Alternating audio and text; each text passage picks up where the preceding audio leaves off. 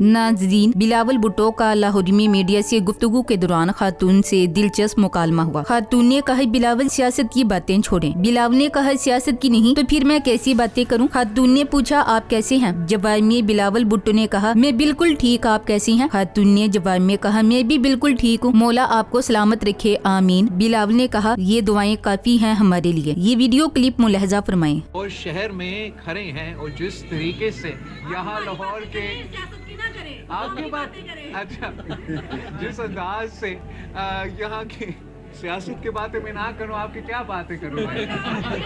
आप मुझे बताएं ना, आप बताएं क्या बात मैं करूँ। आपका मैं ठीक हूँ, आपकी बहुत शुक्रिया, आपकी दुआओं की यही तो मैं बात कर रहा हूँ। लाहौर की तंग गलियों में जब बिलावल भुट्टो जरदारी का काफिला शाही सवारी की तरह दाखिल हुआ तो अवाम में हलचल मच गई। मीडिया से गुफ्तगू के दौरान अचानक एक पक्की लाहौरी खाला जी की आवाज गूंजी, बिलावल पुत्र सियासत दी गल्लां छड्डो ते ए दसो तुसी कैसे हो। बिलावल जो आम तौर पर इंग्लिश जानने में महारत रखते हैं, इस बार पंजाबी में मुस्कुराकर बोले मैं बिल्कुल ठीक हाँ, तुसी किवें हो। खाला जी का चेहरा खिल उठा, कहने लगी मैं भी बिल्कुल ठीक हाँ, मौला तुहाडा साया सलामत रखे, आमीन। फिर अचानक माहौल में खामोशी छा गई। सब सोचने लगे कि खाला जी का असल मतलब क्या था। सियासत की बातें छोड़ने का मतलब शायद ये था कि पुत्र सियासत बहुत सुन ली, कोई दिल वाली गल करो, कोई शादी ते रोला पाओ, या कम अज कम पूछो कि खाने विच की बनाया है, या फिर ये खालिस पंजाबी अंदाज का तंज था। बिलावल तुसी सियासत ना करो, तुहाडे कोलों नहीं होनी, तुसी होर कोई हुनर लभो। ये मुमकिन है खातूनी की मुराद ये हो कि सियासत छड्डो, तुसी ते फिल्मी हीरो लगदे हो, कोई रोमांटिक डायलॉग मारो, खैर जो भी मतलब हो। बिलावल भुट्टो ने मुस्कुराकर सादगी से जवाब देकर पूरा लाहौर पता कर लिया। खाला जी की वो दुआ असल में पूरी पार्टी के लिए सियासी तजिया थी। ये दुआएं काफी हैं हमारे लिए, यानी बाकी कुछ ना मांगो, यही काफी है कि अवाम अब भी जिंदा है, बात कर रहे हैं और सवाल पूछने की हिम्मत रखते हैं। लाहौर की रोशन जगमगाती सड़कों से जब बिलावल भगवानपुरा की पतली टूटी फूटी गलियों की तरफ निकले तो लग रहा था जैसे गुची के जूते पहनकर कोई बंदा नाले में छलांग मार दे। बिलावल सोच रहे थे कि लाहौर आए हैं तो क्यों ना असल लाहौर देखें, वो नहीं जो मरियम नवाज इंस्टाग्राम और एक्स पर दिखाती हैं, बल्कि वो लाहौर जो बिजली के तारों, सीवरेज के पानी और खोदी हुई गलियों में सांस लेता है। दूसरी तरफ मरियम नवाज बेचारी बहुत परेशान हुई कि ओ नहीं, बिलावल को तो वही लाहौर दिखाना था जो मेट्रो, अंडरपास और मॉल रोड का है, क्योंकि बिलावल को अगर असल लाहौर का पता लग गया तो वो फिर इस्लामाबाद जाकर जरदारी साहब को कहेंगे अबू हम तो समझ रहे थे लाहौर पेरिस बन गया है, उधर तो अंदर गलियां ऐसे हैं जैसे लियारी में बिजली गई हो। बिलावल असल में नानी की हुकूमत से छुप के हकीकत जानने निकले थे। नानी कह रही थी बाहर चलो बिलावल, प्रेस कॉन्फ्रेंस करो, फोटो खिंचाओ, चमकते लाहौरी की सैर करो। मगर बिलावल ने कहा नानी साहिबा मैं तो देखना चाहता हूँ कि अंदर के नाले कितने गहरे हैं। ये खींचा तानी दरअसल दोनों के दिलों में छुपे वजीर आजम बनने के ख्वाब का शाखसाना है। मरियम सोचती है मैंने तो सारा लाहौर पक्का कर दिया, अब बिलावल मेरे इलाकों से वोट न खींच ले। और बिलावल चाहते हैं कि कम से कम मैं दिखा सकूं कि मैं कारपेट की सड़कों से नहीं गली महलों से सियासत करता हूँ। मज़ाहिया बात तो ये है कि जब बिलावल भगवानपुरा की गली में पहुंचे तो किसी मनचले ने कहा आप तो टीवी पे बड़े लगते हो, यहाँ क्या लेने आए हो। बिलावल मुस्कुराए और बोले बेटा पक्की सड़कें तो सबको दिखती हैं, मैं तो वो गलियां देखने आया हूँ जिन्हें हुकूमतों ने कभी नक्शे पर भी नहीं देखा। अब वाम सोच रही है कि वजीर आजम कौन बनेगा, जो मेकअप ज़दा लाहौर दिखता है या जो सच में चप्पल पहनकर गली में आता है। मगर जब दोनों का मकसद सिर्फ कुर्सी हो तो याद रखें राज हंस पर चाहे सोने की पेंट कर लो, पहला बजट या बारिश आएगी तो सच यहाँ हो जाएगा और तब वाम फिर नारा लगाएगी एक और किस, एक और वजीर आजम। बच्चे सिर्फ सेल्फियों की जगहों का होता है, निजाम वही का वही रहता है। बिलावल भुट्टो जरदारी ने बयान दिया कि खुशी होगी कि वो यानी मरियम नवाज सिंध से इलेक्शन लड़े। चाहूंगा जब भी इलेक्शन हो पहले रिफॉर्म्स हो ताकि किसी भी वजीर आला पर फॉर्म 47 और वजीर आजम पर सिलेक्टेड का इल्जाम न लगे। पीपल्स पार्टी पर जो मर्जी इल्जाम लगाएं, लेकिन मुझ पर आप फॉर्म 47 वाला इल्जाम नहीं लगा सकते। माशाल्लाह बिलावल ताने कसने में मोहल्ले की किसी खाला से कम नहीं है। बिलावल लाहौर से इलेक्शन जीते ना जीते मगर ताने देने में किसी से पीछे नहीं है। बहुत ही आराम से इन्होंने मरियम को फॉर्म 47 की वजीर आला और चचा हुजूर को फॉर्म 47 से बना हुआ वजीर आजम साबित कर दिया। बिलावल की गुफ्तगू में गहरे तंज के तीर थे जो फॉर्म 47 की हुकूमत के सीने के आर पार हो गए। बिलावल ने वाजे किया कि पीपल्स पार्टी पर जो चाहे इल्जाम लगाएं, लेकिन उन पर कोई फॉर्म 47 यानी इंतखाबी नताइज में धांधली का इल्जाम नहीं लगा सकता। इसका मतलब ये है कि वो खुद को इस सिलेक्टेड सिस्टम से अलग साबित करना चाहते हैं, मगर ये दावा मुबासे से खाली नहीं, क्योंकि हालिया बल्दियाती इंतखाबात में सिंध में भी धांधली دھاندلی کے الزامات لگ چکے ہیں۔ بلاول نے اس بیان سے ایک طرف مسلم لیگ نون کے لیے دروازہ کھلا رکھا ہے اور دوسری طرف تن سے انہیں آئینہ بھی دکھایا ہے کہ اصلاحات کے بغیر الیکشن نہ ہو تو بہتر ہے۔ وہ خود کو آئندہ انتخابات میں ایک صاف، خود مختار اور وہمی لیڈر کے طور پر پیش کرنے کی کوشش کر رہے ہیں تاکہ نیوٹرلز کی چھتری تلے آنے والی قیادت سے خود کو ممتاز رکھ سکیں۔ یہ بیان سیاسی تدبیر، انتخابی حکمت عملی اور وہمی تاثر کو قابو میں رکھنے کی ایک چالاک کوشش ہے، خاص طور پر ایسے وقت میں جب تمام جماعتیں اگلے سیٹ میں اپنی جگہ پکی کرنے کی تگودوں میں ہیں۔ بلاول بھٹو زرداری کا یہ بیان دراصل حالیہ سیاسی تناظر میں نہایت اہم اور کئی اشارے لیے ہوئے ہے۔ انہوں نے دو بنیادی نکات پر زور دیا: مریم نواز کا سندھ سے الیکشن لڑنے پر خوشی کا اظہار، دوسرے الیکشن سے پہلے انتخابی اصلاحات کی ضرورت، فارم 47 اور سلیکٹڈ الزامات سے لا تعلقی۔ یہ بیان ایسے وقت میں آیا جب ملک میں اقتدار کی شیئرنگ کی بحث زوروں پر ہے اور مسلم لیگ نون اور پیپلز پارٹی کے درمیان الیکشن سے پہلے اقتدار کی ممکنہ بندر بانٹ پر اختلافات کی خبریں گردش میں ہیں۔ بلاول کا یہ کہنا ہے کہ مریم نواز اگر سندھ سے الیکشن لڑتی ہیں تو خوشی ہوگی۔ ایک طرف تو سیاسی شائستگی دکھانے کی کوشش ہے، دوسری طرف ایک طرح کا چیلنج بھی ہے، جیسے کہنا کہ این میدان میں سندھ ہمارا ہے۔ رہ گیا سوال کہ بلاول نے ریفارمز کی بات کیوں کی۔ بلاول نے زور دے کر کہا کہ الیکشن سے پہلے اصلاحات ضروری ہیں تاکہ بعد میں کوئی وزیر اعظم یا وزیر اعلیٰ سلیکٹڈ نہ کہلائے۔ جیسا کہ مریم اور شہباز دونوں ہی 17 سیٹوں پر سلیکٹڈ عہدیدار ہیں، اب خدشہ یہی ہے کہ دوبارہ وہی کہانی نہ دہرائی جائے، یعنی ایک منظور نظر حکومت بنائی جائے۔ ساتھ ہی بلاول نے فارم 47 سے علیحدگی والی بات پر بھی زور دیا۔ لیما خانی کی عدالت پیشی کے دوران میڈیا کی جانب سے عمران خان کو سندھ منتقل کرنے کی بات کی گئی تو انہوں نے کہا کہ عمران خان کو منتقل کرنا ہے تو کر کے دیکھ لیں، پہلے سے زیادہ لوگ وہاں اکٹھے ہوں گے۔ زرداری اور بلاولی عمران خان کا بوجھ برداشت نہیں کر سکتے، سندھ برداشت نہیں کر سکتا۔ اگر سندھ کھڑا ہو گیا تو بلاول اور زرداری کیا کریں گے؟ لیما خان کا یہ بیان سیاسی تناظر میں ایک سخت پیغام ہے جس میں انہوں نے سندھ میں عمران خان کی ممکنہ منتقلی پر شدید رد عمل کا اظہار کیا ہے۔ ان کا موقف واضح ہے کہ اگر عمران خان کو سندھ کی کسی جیل میں منتقل کیا گیا تو وہاں پہلے سے زیادہ عوام اکٹھے ہوں گے اور حالات مزید شدت اختیار کر سکتے ہیں۔ یہ بیان نہ صرف عوامی جذبات کی عکاسی کرتا ہے بلکہ اس میں یہ بھی کہا گیا ہے کہ زرداری اور بلاول جو سندھ کی سیاست کے اہم ستون سمجھے جاتے ہیں، عمران خان کے اثر و رسوخ اور مقبولیت کا بوجھ برداشت نہیں کر سکتے۔ لیما خان نے اس خدشے کا اظہار کیا ہے کہ اگر سندھ کی عوام کھڑی ہو گئی تو پیپلز پارٹی کی قیادت کے لیے مشکلات کھڑی ہو جائیں گی۔ یہ بیانیہ دراصل ایک سیاسی و عوامی مزاحمت کا اشارہ ہے